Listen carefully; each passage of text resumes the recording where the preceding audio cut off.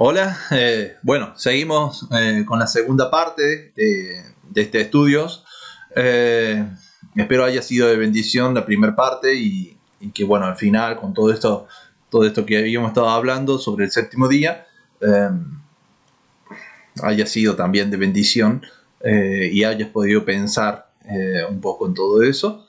Eh, Así que bueno, seguimos para ver la importancia de este séptimo día, ¿no? Hagamos una oración. Padre Santo, Señor y Dios, te ruego, mi Señor, que seas tú quien nos ministre, seas tú quien nos enseñe, seas tú quien nos guíe, Padre mío, que tu santa y divina presencia, Señor amado, esté en medio nuestro, Señor, revelando, Señor amado, en sabiduría, tu palabra en nuestra mente, Señor. Así como dice tu palabra, que la sabiduría viene de ti, lo dicen en los proverbios, Señor amado, que de esa forma, Señor, tú nos des sabiduría y entendimiento, Señor amado, abras nuestros ojos a tu verdad, a tus promesas, Santo Rey. En el nombre de Jesús, nuestro Salvador. Amén y amén. Bueno, veamos entonces, seguimos con lo que habíamos dejado en la clase pasada. Habíamos hablado de esto, de la importancia del séptimo milenio, que es el reino de Cristo, y en la representación de ese reino en el Sabbat, en el reposo, que es lo que nos habla Génesis 2, ¿no es cierto? Antes de seguir con el relato de Génesis 2, donde habla del hombre, ¿no es cierto? De cómo Dios creó el hombre, vamos a revisar incluso un poco más, porque a veces pareciera que cuando hablamos del Sabbat, hablamos solamente del día sábado, y no es así, no es solo el día sábado. El día 7 o los 7 días tienen una gran importancia en la Biblia, en muchas áreas, en muchas áreas, y abarca toda la profecía y toda la Biblia. Y eso es lo que quiero que podamos entender hoy. Fijémonos en esto. En el Apocalipsis, cuando tenemos Apocalipsis capítulo 5, versículo 6, nos narra que el Cordero que recibió autoridad para abrir el libro, que estaba sellado 7 veces, ese Cordero dice que tenía 7 ojos y 7 cuernos. Y dice el Apocalipsis que son esos ojos y cuernos, son también, dice, los espíritus de Dios. Y esto está totalmente ligado con este relato de la creación misma, ¿no es cierto? Fijémonos que en el día 1, en el relato, por ejemplo, de cuando Dios dice que Él creó los cielos y la tierra, dice que su espíritu se movía sobre la faz de las aguas. Y acá es donde tendríamos que ir en Isaías 11.2 para saber qué son los 7 espíritus de Dios. Y ahí en Isaías 11.2 nos da un relato de los 7 espíritus de Dios. En el orden en el cual lo da Isaías, el primer espíritu es el espíritu de Jehová. El espíritu de, en este caso yo lo escribí como Jehová, que es como se escribe en hebreo, espíritu de Jehová. Y justamente fíjense que en el relato del día 1, en el relato de Génesis 1, nos dice que el espíritu de Jehová se movía sobre la faz de las aguas, ¿no es cierto? Estaba en el principio de la creación. Durante ese milenio, la gente debía responder ante el espíritu de Jehová, debía responder ante él. Debía rendir cuentas. Cuando estamos hablando, por ejemplo, con Adán, él conocía personalmente a Dios, personalmente a Jehová, y tenía que rendirle cuentas a él de su obediencia en el huerto del Edén. Y todo eso después él lo iba a tener que transmitir a su generación. Sin embargo, él falla en esa parte y gran parte o la mayoría al menos de acuerdo al relato bíblico, la mayoría de los descendientes no miran a Jehová, no miran a Dios como aquel... Ay, disculpen. Ahí está. No miran a Dios como aquel a quien deben rendirles pleitesía, sino que miran hacia las tinieblas. Y es que acá en el final del día 1 tenemos a Enoc profetizando para que se vuelvan a los caminos de Jehová, ¿no es cierto? Y después el segundo espíritu de Dios narrado en Isaías es el espíritu de sabiduría. Primero, espíritu de Jehová, espíritu de sabiduría, que esto corresponde al segundo milenio. Fíjense, en el segundo milenio la humanidad misma tiene que tomar una decisión. Ahí tenemos el relato de Noé en el diluvio, ¿no es cierto?, que ocurre acá a la mitad del segundo día. Tenemos el relato de Noé en el diluvio y tenemos el relato de Abraham finalizando este segundo día. Con Noé, Dios envía juicio porque la humanidad toma su decisión y su decisión es apartarse. Eso es lo que la Biblia nos llama de necedad. Cuando la humanidad se empecina en su error y en no querer reconocer a Dios como su creador, como su Dios, y se empecina en su error, lo hace un necio, y de eso nos habla la palabra de Dios. Sin embargo, Dios rescata a un hombre justo, un hombre que buscaba la justicia, y ese es el principio de sabiduría, como lo dice en el proverbio. El principio de sabiduría es el temor a Jehová. Y eso fue la vida de Noé, marcada por ese principio de sabiduría, que era el temor a Jehová. Y lo mismo fue con Abraham. Abraham también demostró esa sabiduría y así culmina el día 2. El día 3, espíritu de inteligencia, el tercer espíritu, ¿no es cierto? O tercer ojo, cuerno, espíritu de inteligencia. En el día 3, ¿qué es lo que ocurre? Tenemos toda la narración tenemos toda la narración, digamos, de lo de Abraham, que tiene su descendencia, Jacob. Ellos están cautivos en Egipto y salen de Egipto salen libres de Egipto y se forma la nación de Israel. Ya tenemos Josué conquistando la tierra prometida y se forma la nación de Israel. Ahí culmina o cierra el día 3 con Salomón construyendo el templo, ¿no es cierto? Se cierra el día 3 con Salomón construyendo el templo. Y fíjense que en este día 3, al finalizar el día 3, lo que el mundo entero estaba mirando a Israel por la inteligencia de Salomón. De hecho, fue quien escribió los Proverbios, ¿no es cierto? Quien escribió Eclesiastés, un libro que podríamos llamarlo casi filosófico. Entonces, este día 3 se destaca por eso, por ese espíritu de inteligencia. El cuarto espíritu, el espíritu del consejo. En el día 4, que culmina con Jesús viniendo a la tierra, Jesús es quien da ese cierre, digamos, al día 4, es donde se narra la historia de la división de las dos casas de Israel, donde hay una de las casas, el reino del norte fue disperso por todas las naciones, el reino del sur va a Babilonia y vuelve y demás. Y culminamos el día 4 con Jesús. ¿Qué hizo Jesús? Venir a dar consejo. Vuelvan a los caminos de Dios. Él dio la correcta interpretación de la ley y nos aconsejó seguirla, ¿cierto? Él da justamente esto.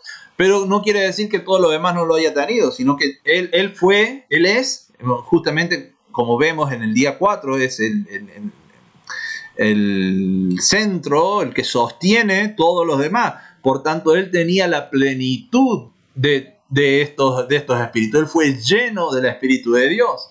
Él tenía toda esta plenitud. Pero podemos destacar que en este día 4 lo que él hizo fue aconsejarnos, fue darnos la correcta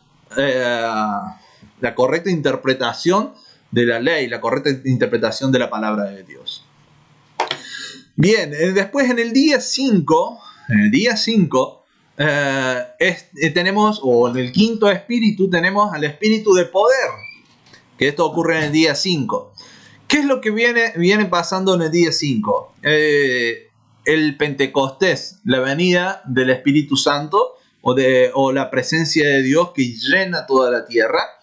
Y esto, ¿qué es lo que le dice, por ejemplo, en Hechos, capítulo 1, versículo 8? Le dice Jesús, mas recibirán poder. ¿No es cierto? Jesús mismo les dice a sus discípulos que ellos habrían de recibir poder. Y esto es el Espíritu de Dios en ellos, recibiendo el poder de los cielos. Esto ocurre en el día 5. Y en el día 6, esto es en nuestro milenio, esto es 2000 años después de Cristo. Esto es nuestro periodo. Lo que venimos a tener es un espíritu de conocimiento. ¿Por qué? ¿Por qué este espíritu de conocimiento habría de estar justamente acá en este día 6? Porque si nosotros nos paramos acá, nos paramos en esta parte de la historia y miramos hacia atrás, podemos adquirir el conocimiento de la palabra de Dios, porque podemos ver cómo la palabra de Dios se fue cumpliendo milenio tras milenio, algo que aquel que se paraba acá solamente iba a ver símbolos de lo que habría de cumplirse, pero el que se para acá ve el cumplimiento de esos símbolos y eso da conocimiento. Ese espíritu es lo que está acá. Y de hecho, la mayor cantidad de obras de escritura y demás sobre la palabra de Dios, los grandes descubrimientos arqueológicos, todos ocurren acá. En este periodo de tiempo se descubre todas las pruebas arqueológicas para la Biblia, se hacen investigaciones científicas, se hacen todo. Es una era marcada por el conocimiento, tanto en lo secular como en lo eclesiástico también, ¿no? Y para el séptimo día, lo que corresponde al milenio, el reino de Cristo, queda el último de los 7 espíritus narrado en Isaías 11:2, que es espíritu de temor a Dios, espíritu de temor a Jehová. Fíjense si no es tal cual, porque empezamos con el espíritu de Jehová y fuimos transcurriendo todos los milenios donde el hombre debía vivir y tomar su decisión. Pero acá, en el reino de Cristo, solo entran los que tuvieron temor de Jehová, porque esto los hace vivir en obediencia, los hace vivir en santidad, y solo ellos habrán de entrar y estar en este milenio. Entonces, podemos ver cómo se cumplen justamente lo de los 7 espíritus. ¿Y qué es lo que nos dice, por ejemplo, Zacarías capítulo 4? Zacarías tiene una visión de 2 olivos en el capítulo 4 y un candelabro. Y ese candelabro tenía, las 7 luces y demás. Y le dice el ángel que el candelabro, esas 7 luces, son los 7 espíritus de Dios. Entonces, fíjense cómo el candelabro nos habla de estos 7 espíritus, las 7 luces que habrían de iluminar una luz por cada día, una luz por cada milenio. Como así también el cordero tenía 7 ojos, que esto habla de la visión, de la revelación, habla de revelar, de visión, de profecía.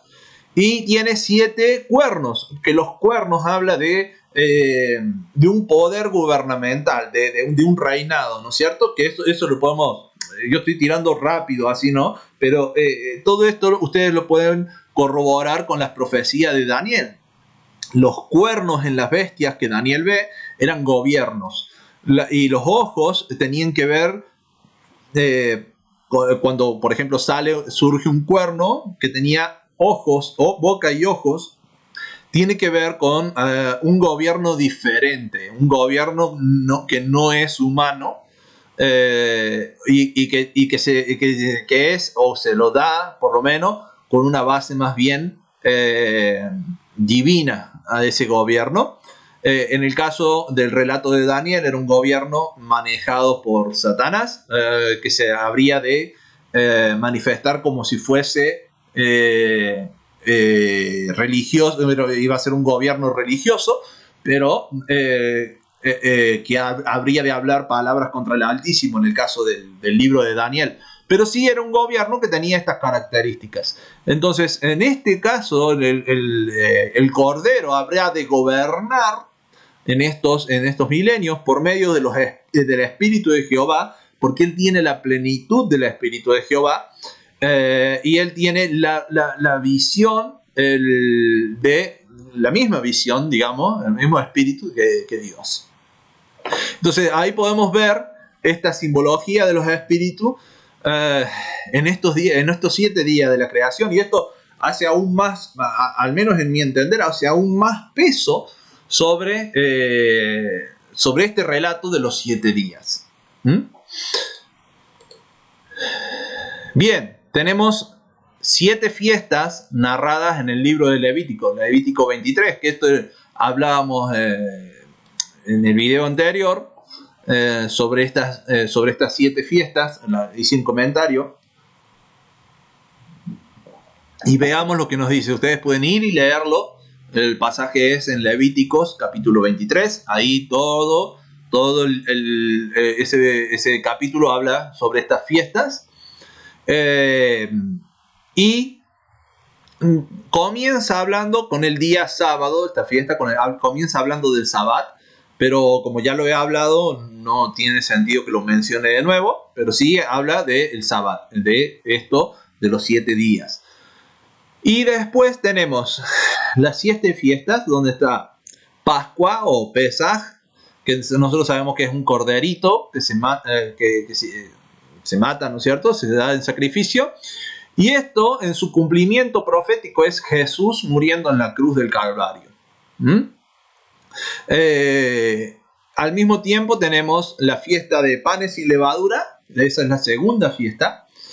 Y es Jesús, una vez muerto, enterrado en la tumba, su cuerpo sin pecado, donde no tenía levadura, ¿no es cierto? Esto es el cumplimiento profético de la fiesta de panes sin levadura. Y después tenemos la fiesta de las primicias. Jesús, al resucitar, Pablo mismo nos dice que Jesús es las primicias de la salvación, ¿no es cierto? Entonces, las primicias de la resurrección. Entonces, Él, al resucitar, cumple proféticamente la fiesta de las primicias. Luego tenemos la fiesta de Pentecostés, o semanas, si la traducimos de forma literal del hebreo, la fiesta de las semanas o de Pentecostés, que esto se cumple en Hechos, pero a su vez tiene un cumplimiento profético posterior. O sea, todos estos cumplimientos son el cumplimiento, o el inicio, mejor dicho, del cumplimiento de esta fiesta, pero tienen un cumplimiento posterior. ¿Por qué? Porque si bien Jesús es ese corderito sin mancha y es el cuerpo sin pecado, Él dijo que nosotros habríamos de beber esta misma copa, ¿no es cierto? Aunque nosotros no somos con mancha, pero nos damos en sacrificio a Dios, habremos de beber esta copa quienes se dedican, quienes se entregan por completo a Dios. Él nos verá como Él nos pide que nosotros saquemos toda la levadura de nuestra vida. Él nos pide que soltemos todas las enseñanzas de hombre para solamente adquirir su enseñanza. La levadura no es pecado, son doctrinas. Jesús mismo lo dijo, que la levadura son las doctrinas de los fariseos. Entonces, saquemos toda doctrina humana para tener solo la doctrina de Dios en nuestras vidas.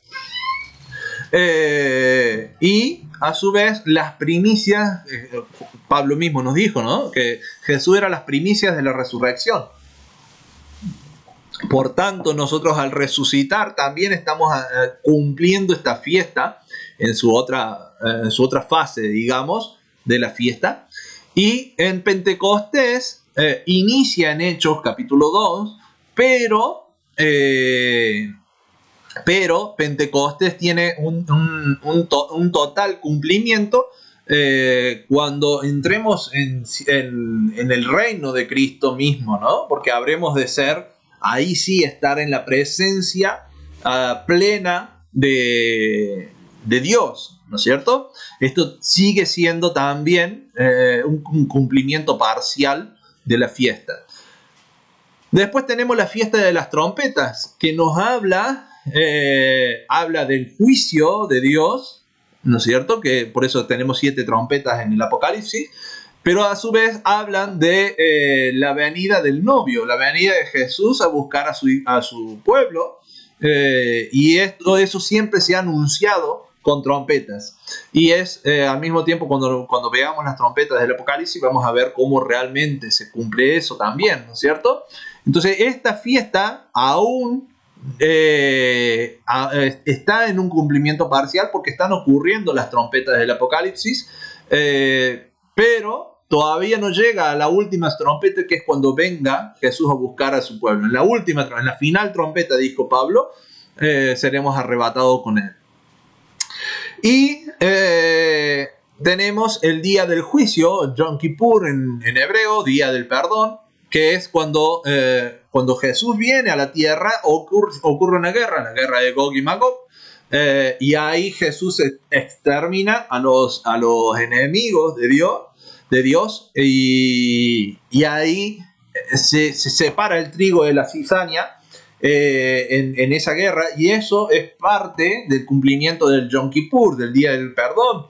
Pero a su vez el cumplimiento total de esa fiesta habrá de ser después del milenio, cuando tengamos el juicio final, ¿no es cierto? Porque este cumplimiento es parcial y total cuando tengamos el juicio final. Eso es el cumplimiento total de esta fiesta.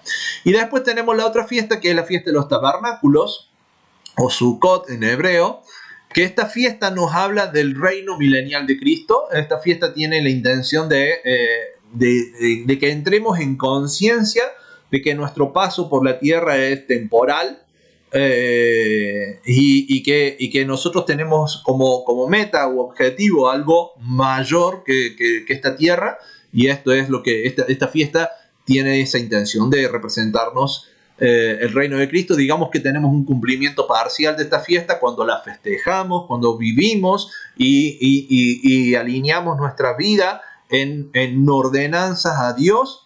Ordenamos nuestra vida en ser obedientes y en no preocuparnos de lo material. Jesús mismo lo dijo: no os afanéis por las cosas de este mundo, no se afanen por lo que habrán de vestir, de ponerse y demás. Eso es lo que narra esta fiesta.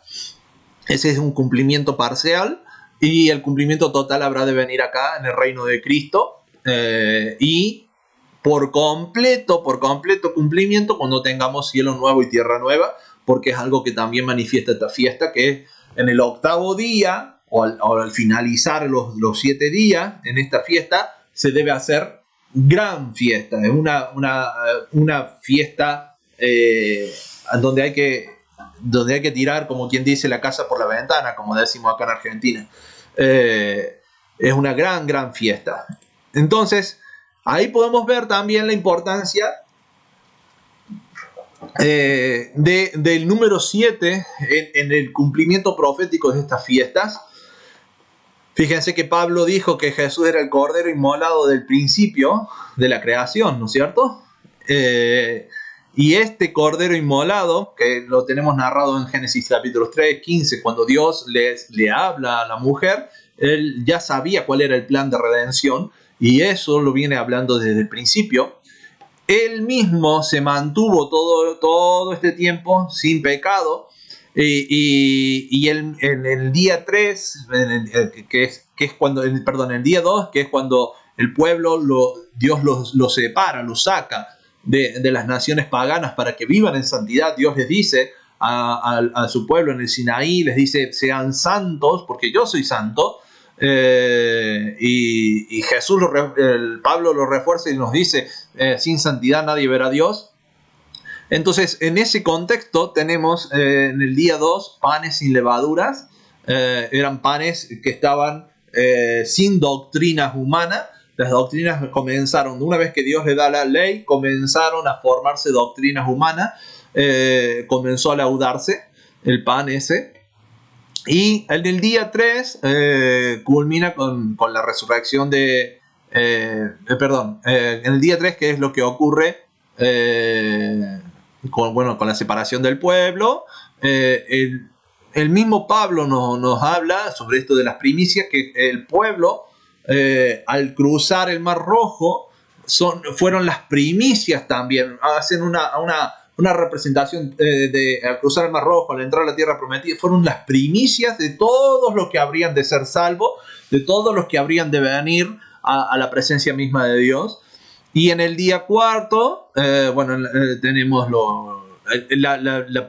el venir de la plenitud del Espíritu Santo a la tierra con Jesús, y por medio de él llevar la presencia por medio de lo que él hizo, llevar la presencia de Dios a las demás naciones. En el día 5 comienza una persecución enorme al pueblo santo de Dios, y comienzan muchas otras cosas que habremos de seguir estudiando, y por tanto ahí también los juicios se hacen mucho más marcados, los juicios de Dios a la tierra. Esto veíamos con lo de la trompeta. Y en el día 6 viene la época de las grandes guerras, las guerras mundiales y demás. Comienza el juicio de Dios a las naciones, y en el milenio, bien, lo de la fiesta de tabernáculos, el milenio de paz y de Cristo, ¿no?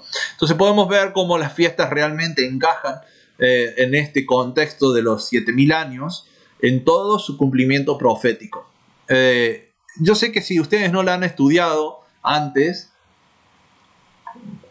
tal vez lo que yo les voy diciendo parezca demasiado forzado, pero no es así. La Biblia nos da todos estos detalles de cada una de las fiestas.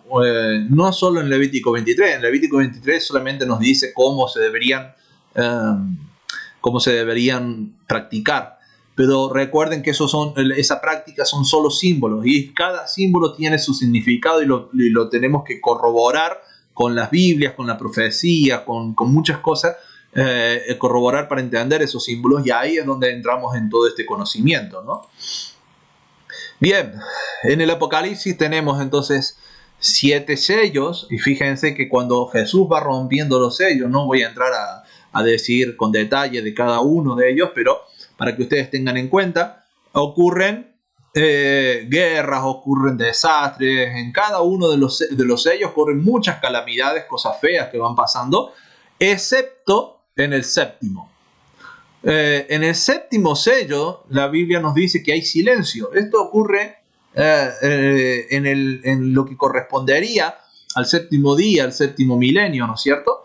En el séptimo hay silencio en el cielo, y ahí se preparan los ángeles para tocar la trompeta. Exactamente eso es lo que entendemos habrá de pasar en este milenio. Jesús dijo que desde los días de Juan el Bautista el cielo sufre violencia, o sea, no está quieto, no está en silencio, pero sí cuando llegue al séptimo. Las trompetas, fíjense lo que va pasando en las trompetas. Hay juicio de Dios por cada una de las trompetas. Ocurren también muchas calamidades que va pasando en cada una de las trompetas, excepto en la séptima. En la séptima nos dice que las naciones, los pueblos del mundo han venido a ser de nuestro Señor, lo que corresponde para el milenio, ¿no es cierto? Para el reino de Cristo. las copas. En las copas nos habla también de que son la ira de Dios y nos habla también de muchas calamidades, muchas cosas feas que van sucediendo, excepto en la última. En la última dice que consumado es, que la ira de Dios se ha consumado y que por tanto se detuvo la ira de Dios. Y eso corresponde también al séptimo día. Hay 7 plagas donde pasa lo mismo. Y las 7 iglesias. Yo acá, bueno, no puse el simbolito de una iglesia porque iglesia no es un edificio, sino que son personas. Jesús dijo, donde hay 2 o 3 reunidos en mi nombre, allí estoy yo. Y eso es iglesia. De hecho, la palabra eclesia en el griego, o quejilá en hebreo, que esas 2 palabras que se han traducido como iglesia, la traducción correcta es asamblea, es reunión de personas, ¿no es cierto? Ustedes cuando vayan y se reúnen con sus amigos, ustedes están haciendo iglesia, solo que en ese caso no es para exaltar a Dios, es para otro objetivo, pero en el sentido literal básico de la palabra, ustedes estarían haciendo iglesia. Ahora, en este caso, en el sentido espiritual, nosotros nos reunimos para exaltar el nombre de Dios y ahí hacemos iglesia. Iglesia no requiere un pastor, no requiere el liderazgo, no requiere todo lo que está en nuestras mentes, requiere reunirse.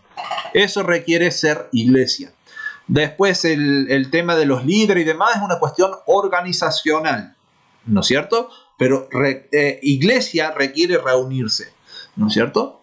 Bien, eso por esa razón lo puse de esta forma. Y fíjense que nosotros cuando vayamos leyendo el relato de las iglesias coincide día por día.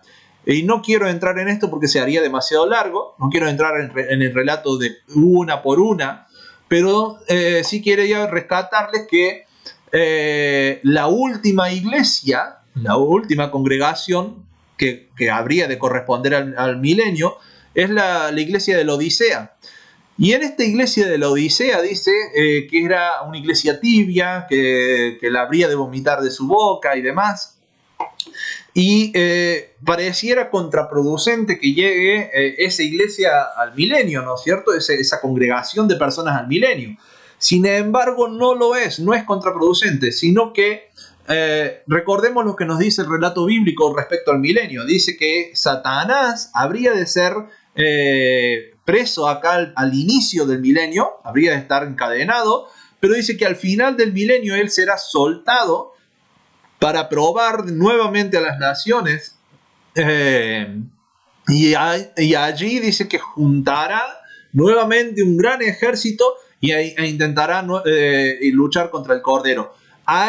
¿Qué ejército habría de formar sino aquellos que son de la Odisea? Exactamente, esos son los que habrían de seguir a Satanás. Eso es la iglesia de la Odisea. Y estaría muy lindo hacer un estudio de iglesia por iglesia para que puedan corroborar cada uno de estos días, pero bueno, no tenemos el tiempo y no es el objetivo en este video, solamente quiero darle ese refuerzo de la importancia de entender esta estructura bíblica para entender la Biblia entera. Levíticos 25 nos habla del año, lo que conoceríamos como el año sabático o el año Shemitah, si lo vemos en hebreo, y nos dice que durante 6 años, 6 años sembrarás tu tierra, 6 años podarás tu viña y recogerás su fruto, pero el 7º año la tierra tendrá descanso, reposo, Shabbat, para Jehová. No sembrarás tu tierra ni podarás tu viña. Lo que nazca de por sí sola no lo segará, perdón, lo que de suyo naciere en tu tierra segada, no lo segarás, las uvas de tu viñedo no vendimiarás, año de reposo será para la tierra. O sea, no se la tiene que trabajar. Podemos ir y cortar una uva y comer, sí, pero no vendimiarla, ¿no es cierto? No recolectar todo el fruto. ¿podrías ir y juntarte un poco de trigo para hacerte un pan? Sí, pero no juntar todo el trigo, porque ese año era dedicado para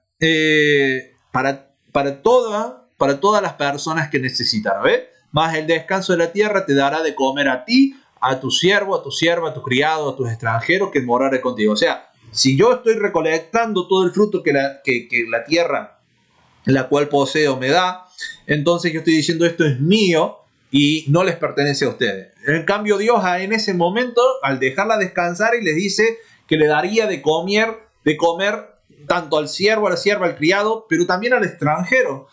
Dice, es de todos. En ese año, todos pueden alimentarse de lo que la tierra dé por sí solo, el animal, el extranjero, etc. ¿No es cierto? Eso es el año séptimo, el año sabático. Y fíjense si nosotros lo comparamos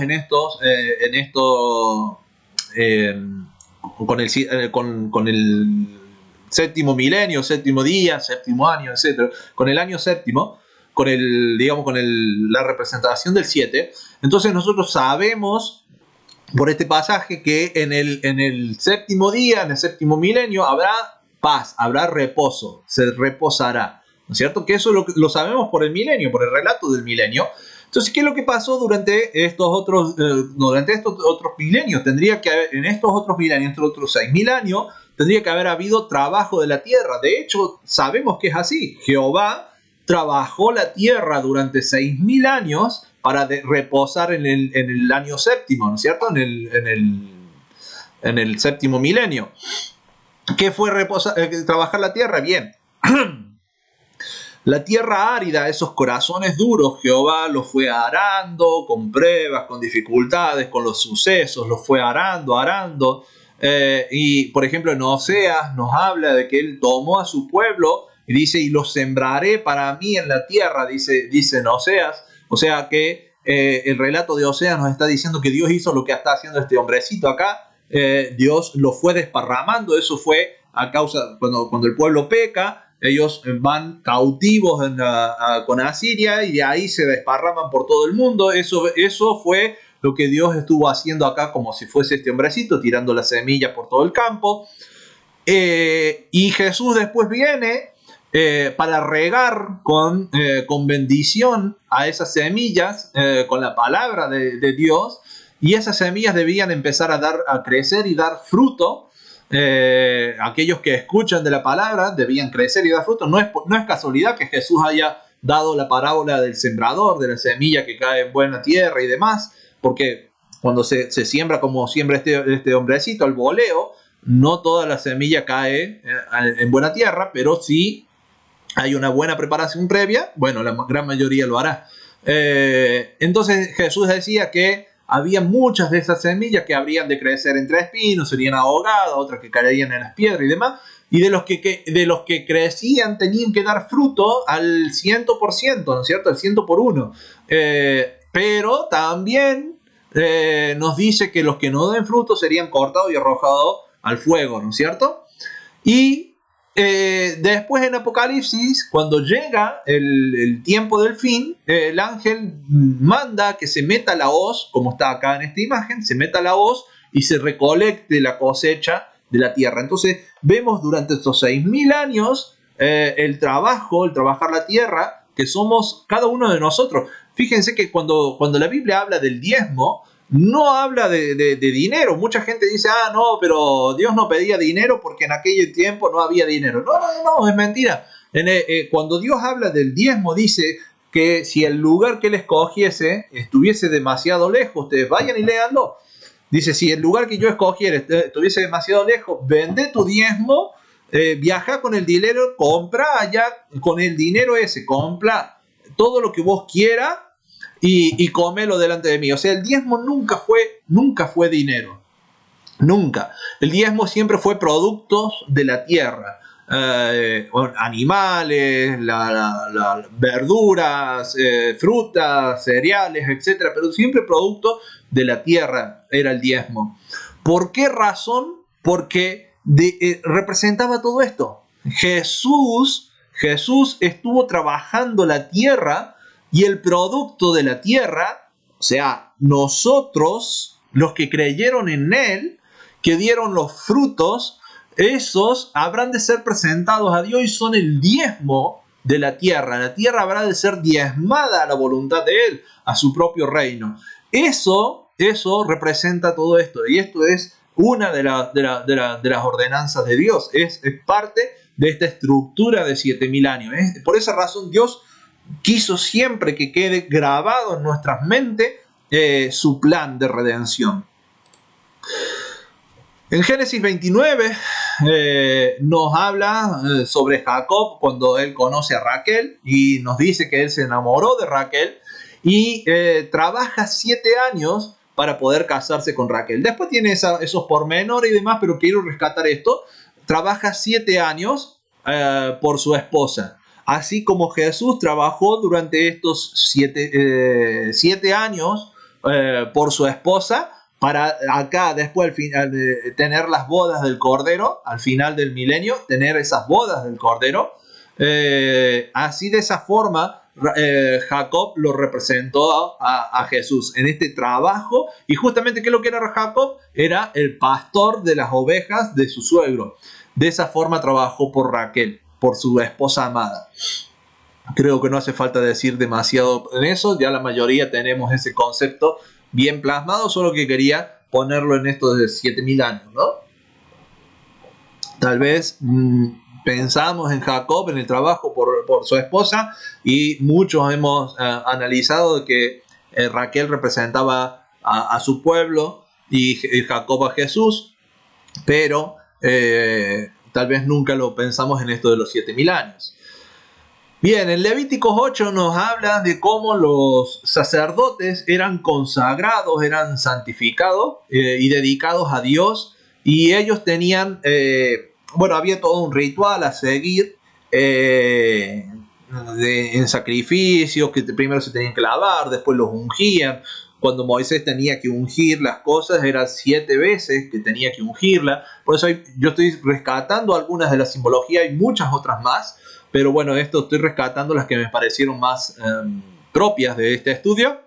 Pero hay algo que es muy significativo de este ritual que hacían los sacerdotes para consagrarse, y es que ellos tenían que ir y estar en la puerta del tabernáculo de reunión. Dice, de la puerta del tabernáculo de reunión no saldréis en 7 días. O sea, estar en la puerta durante 7 días. Ahí tenían que comer, beber, hacer todo. Dice, no tenían que salir de la puerta durante 7 días, hasta el día en que se cumplan los días de vuestras consagraciones, porque por 7 días seréis consagrados. O sea, los sacerdotes debían ser consagrados 7 días, como estos 7.000 años. Y fíjense que incluso Pedro nos dice, nosotros somos real sacerdocio de Dios. O sea, por esa razón es que nosotros tenemos que pasar por estos 7.000 años para que se cumpla esto. Si somos sacerdotes de Dios, tenemos que ser consagrados durante estos 7 días.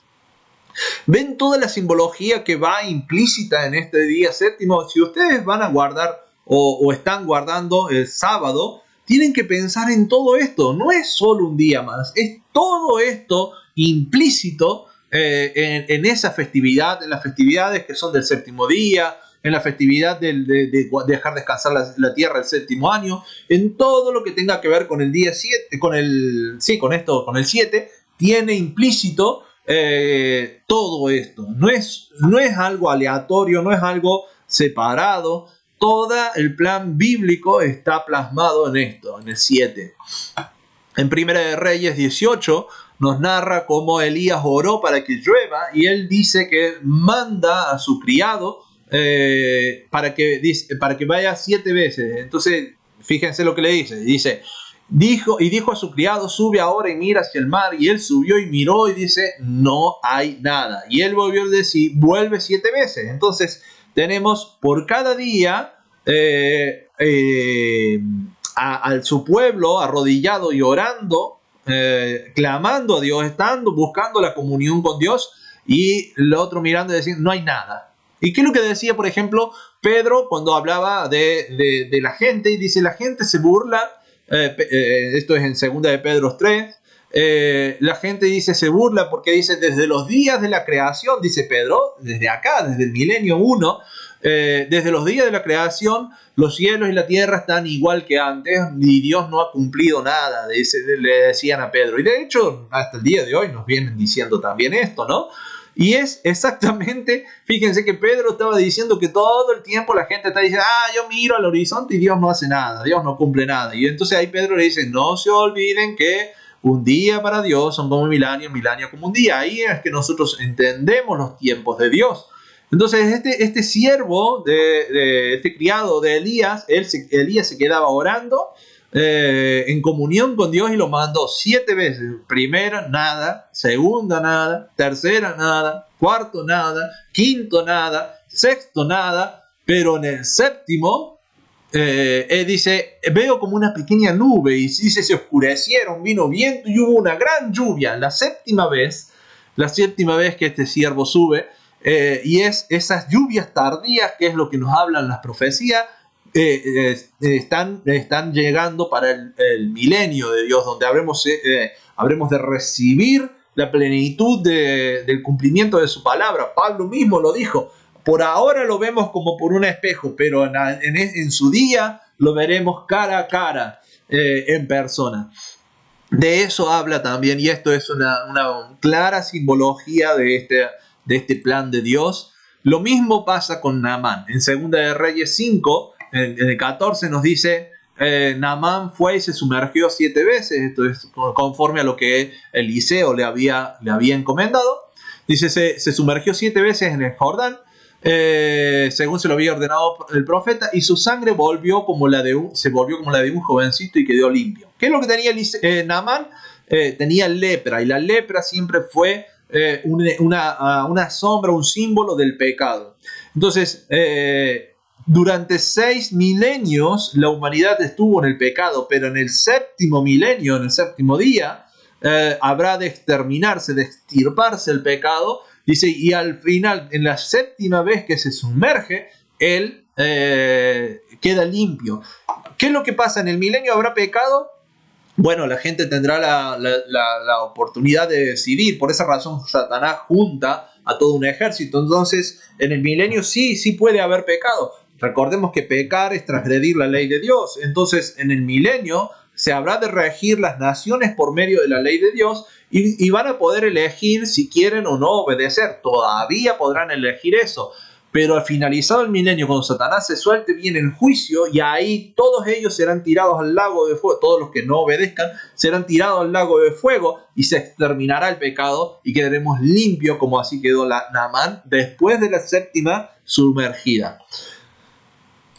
Bien, Segunda de Reyes 8 nos narra, tenemos todo un lindo relato, porque el profeta acá resucita al hijo de esta mujer, y para resucitarlo el hijo estornuda 7 veces, a la séptima él abre los ojos, también está conforme a esto, y después tiene este relato. El profeta le dice a esta mujer que habría 7 años de hambre en Israel, y le recomienda que ella se vaya, y ella se va junto con los filisteos. La mujer dice, pasados los 7 años volvió de la tierra de los filisteos. Acá esto es lo que nos narra en este momento, y dice, y después salió para implorar al rey por su casa y sus tierras. Entonces esto fue porque el profeta le advirtió, Eliseo le advierte de este hambre que habría de enviar Jehová.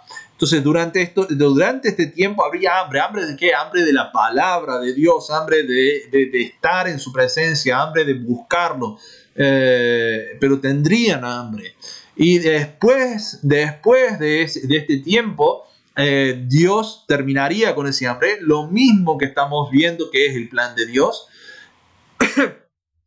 Y dice en el versículo 6, y preguntando el rey a la mujer, ella le contó, se lo contó todo, o sea, todo lo que había hecho el profeta, todo lo que había hecho Eliseo. Dice, entonces el rey ordenó a un oficial al cual dijo, hazle devolver todas las cosas que eran suyas y todos los frutos de su tierra desde el día que dejó el país hasta ahora, y eso ocurre después de los 7000 años, y eso es para tierra nueva, cielo nuevo. Eso es para cuando nosotros habremos de vivir el jubileo de Dios, que también es el jubileo también se hace por medio de un conteo de 7. Eso es el plan de redención de Dios cumpliéndose en nuestras vidas también. En 2 de Crónicas 23 nos narra la historia de Joás, donde Atalía, ella usurpa el trono de Israel, matando a todos los descendientes reales, solo que Joás, siendo un bebito, es rescatado y llevado y ocultado dentro del templo. Cuando cumple 7 años, el niño, ahí justo esto lo podemos leer en 2 de Crónicas 23, justo el niño, un sábado, es sacado del templo y presentado al pueblo entero. Justamente, fíjense, justo un sabbat, lo que representa el sabbat, habíamos dicho que representa el 7º milenio. Justo para un sabbat el niño es sacado y es presentado y tiene 7 años. 7 años, como los 7 milenios, y es presentado y es muerta Atalía. La misma que se presenta en Apocalipsis. O sea, esto es una representación de lo de Apocalipsis, cuando en Apocalipsis nos habla de la gran ramera. Que esa gran ramera quiso dominar, quiso hacerse pasar por instruida de Dios, ¿no? Y tiene esa condición de que habrá de ser exterminada, que comerán su carne, dice en el Apocalipsis. Y el niño es presentado al pueblo para que reine ahí. Y justamente, ¿qué es lo que hace Joás? Joás hace que el pueblo se vuelva a la ley de Dios, reconstruye el templo, y es una de las funciones que tiene el Mesías de Israel. La circuncisión misma nos habla también de este plan. Dice en Levíticos 12:3, al 8º día se circuncidará el niño. En Deuteronomios 10:16, lo que de Levítico 12 es, digamos, la circuncisión física, ¿no es cierto?, que se hace en nuestro cuerpo. Y yo les había dicho que todos los símbolos físicos tienen también su contraparte espiritual. Y esto es lo que nos narra, por ejemplo, en Deuteronomio 10:16, donde dice: circuncidad pues vuestro corazón y no endurezcan más vuestra cerviz, no sean tan tercos.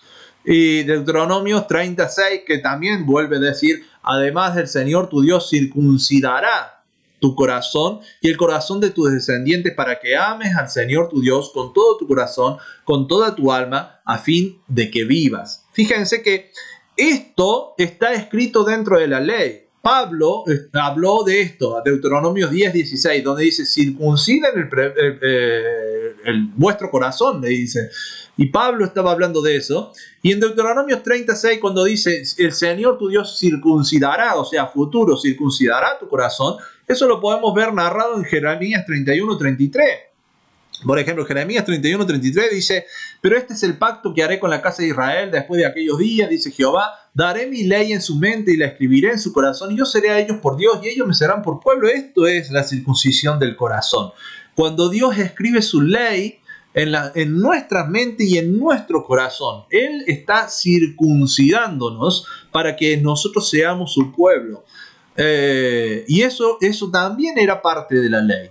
Fíjense, Jeremías 9:25 dice: he aquí vienen días, declara el Señor, en que castigaré a todo el que esté circuncidado solo en la carne. Y de esto hablaba Pablo. ¿Circuncidarme solo en la carne vale? No, no vale. Es solo un símbolo de lo que tiene que ocurrir en mi corazón, ¿no es cierto? Entonces Dios castigará. No descarta, no es que Dios no está descartando ahí que nos tengamos que circuncidar la carne, no lo está descartando, pero dice: si lo haces solo en tu carne, o sea, sin entender, sin que tu corazón se circuncide, Dios te castigará, está diciendo Jeremías 9:25.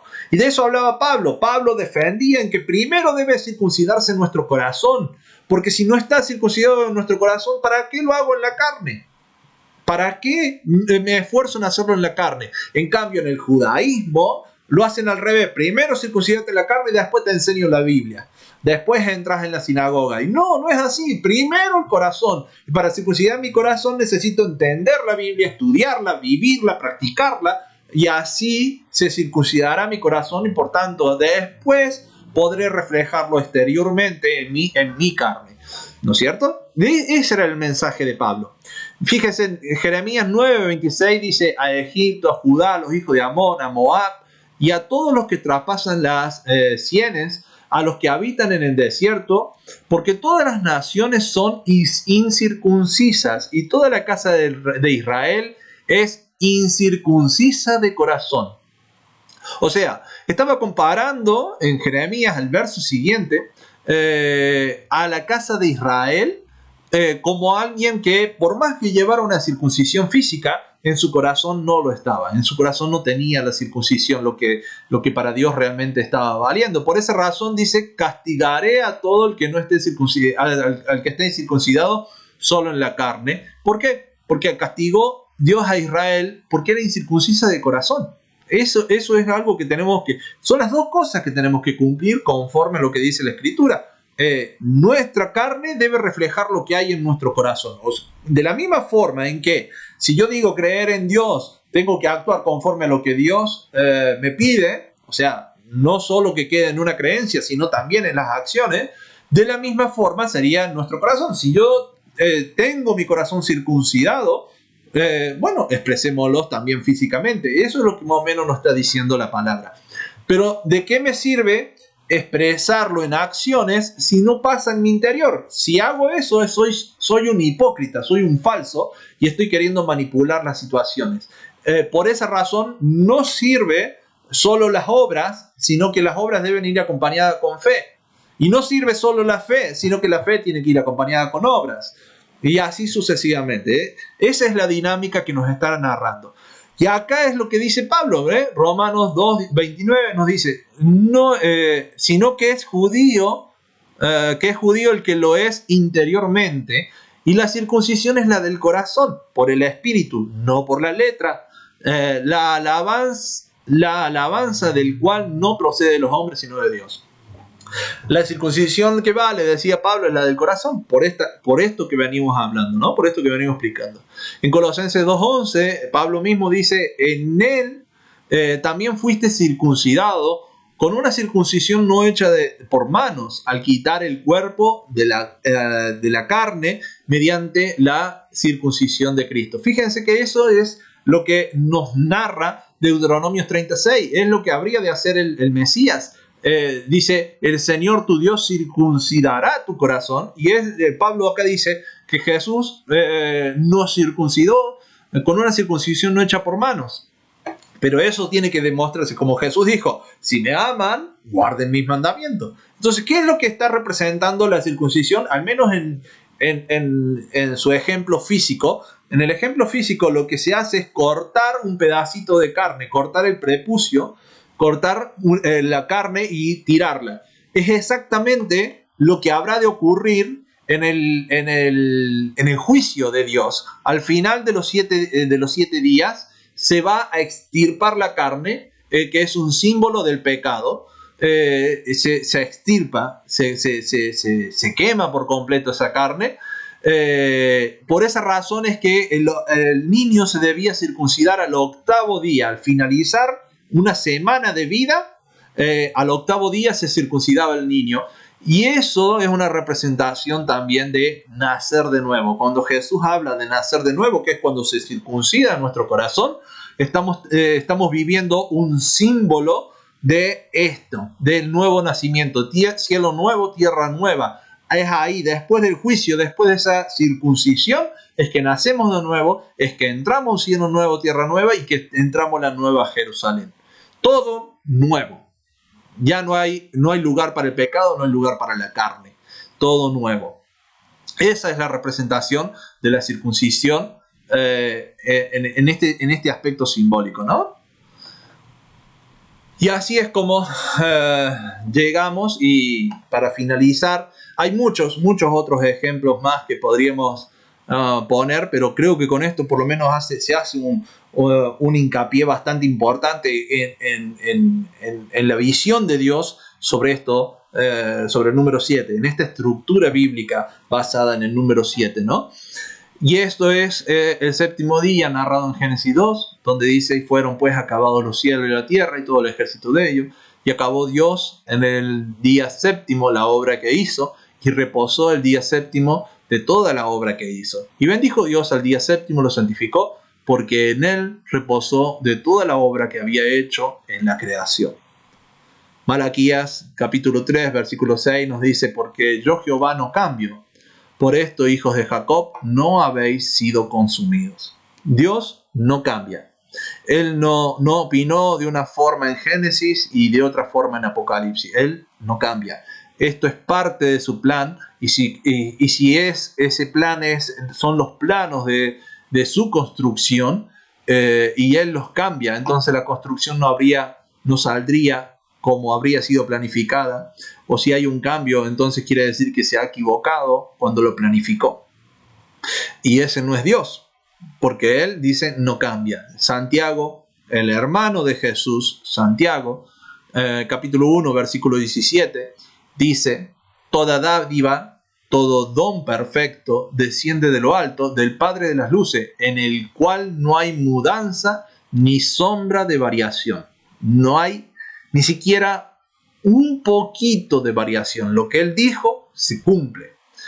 Y en Hebreos Pablo, Hebreos 13:8, Pablo nos dice de Jesús, porque Jesús y el Padre son lo mismo. Dice: Jesucristo es el mismo ayer, hoy y por los siglos. Y si Jesús es el mismo ayer, cuando se entregó la ley, Él era el mismo ese día cuando vino al mundo, y será el mismo por los siglos de los siglos hasta que su plan se consume, entonces no hay mudanza ni sombra de variación en Él. Por tanto, el mismo que entregó la ley en el Sinaí es el mismo que la cumplió, y el mismo que nos pide vivir conforme a sus propias acciones. Y esto es lo que encierra el misterio en el número 7, en la creación misma. Bien, acá termino lo que sería Génesis 2, del versículo 1 al 3, y para el próximo video estudiaremos el resto de los versículos. Que Dios les bendiga mucho, que tengan una muy bendecida semana, y espero haya sido de bendición este estudio para ustedes.